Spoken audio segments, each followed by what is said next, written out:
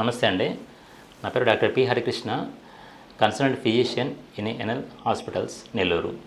సాధారణంగా ఈ heat stroke లేదా వడదెబ్బ అనేది చిన్నపిల్లలు 5 సంవత్సరాల లోపు వారిలో కానీ, లేదంటే పెద్దవాళ్ళు 60 సంవత్సరాలు పైబడిన వారిలో సాధారణంగా ఎక్కువగా వచ్చే అవకాశం ఉంటుంది.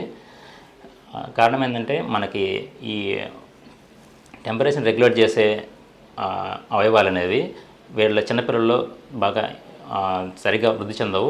కానీ పెద్దవాళ్ళు ఏంటంటే డిఫరెంట్ మల్టిపుల్ వ్యాధులు ఉంటాయి వాళ్ళలో, లైక్ షుగర్ కానీ, బీపీ, కొంత సంబంధించిన గుండె సంబంధించిన ఇబ్బందులు, కిడ్నీ సంబంధించిన ఇబ్బందులు ఉండడం, కొన్ని రకాల మందులు వాడుతూ ఉంటారు. వీటి వలన వీళ్ళలో ఈ హీట్ స్ట్రోక్ తగిలే అవకాశం ఎక్కువగా ఉంటుంది.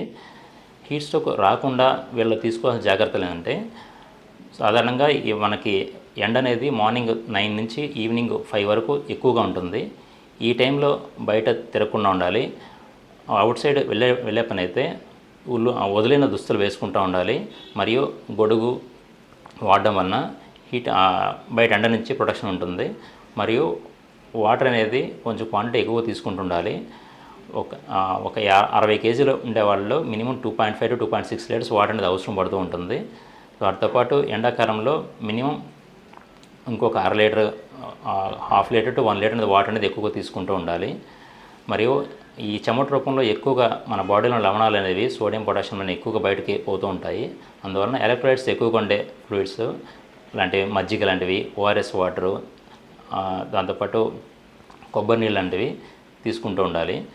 పెద్దవారిలో షుగరు, బీపీ, కొన్ని రకాల గుండె సంబంధించిన వ్యాధులు, కిడ్నీ సంబంధించిన వ్యాధులు ఉండేవారిలో మీ ఫిజిషియన్ని కన్సల్ట్ అయ్యి ఈ ఎండాకాలంలో కొన్ని రకాల మందులు ఏమైనా చేంజ్ చేసుకోవాల్సిందా, కొన్ని రకాల గుండె సంబంధించిన వ్యాధులకి నీరు ఎక్కువగా పోయే మాత్రలు, డైరెటిక్స్ అంటారు, ఇవి వాడుతూ ఉంటారు. వీటి మెడిసిన్స్ ఏమైనా డోస్ ఏమైనా తగ్గించుకోవడమా లేదంటే ఆపుకోవడం లాంటివి, కొన్ని రకాల బీపీ మందులు మార్చుకోవడం లాంటివి మన డాక్టర్ని సంప్రదించి వాటిని మెడిసిన్స్ అనేది మార్చుకోవాల్సి ఉంటుంది. వీటి వలన కూడా మనం హీట్ స్ట్రోక్ రాకుండా చూసుకోవచ్చు. మరియు ఇంట్లో ఉండేటప్పుడు వెంటిలేషన్ సరిగ్గా ఉండేటట్టు చూసుకోవాల్సి వస్తుంటుంది. వెంటిలేషన్ సరిగ్గా లేకపోయినా కానీ ఈ ఉక్కపోత వలన కూడా మనకి హీట్ స్ట్రోక్ అనేది వచ్చే అవకాశం ఎక్కువగా ఉంటుంది.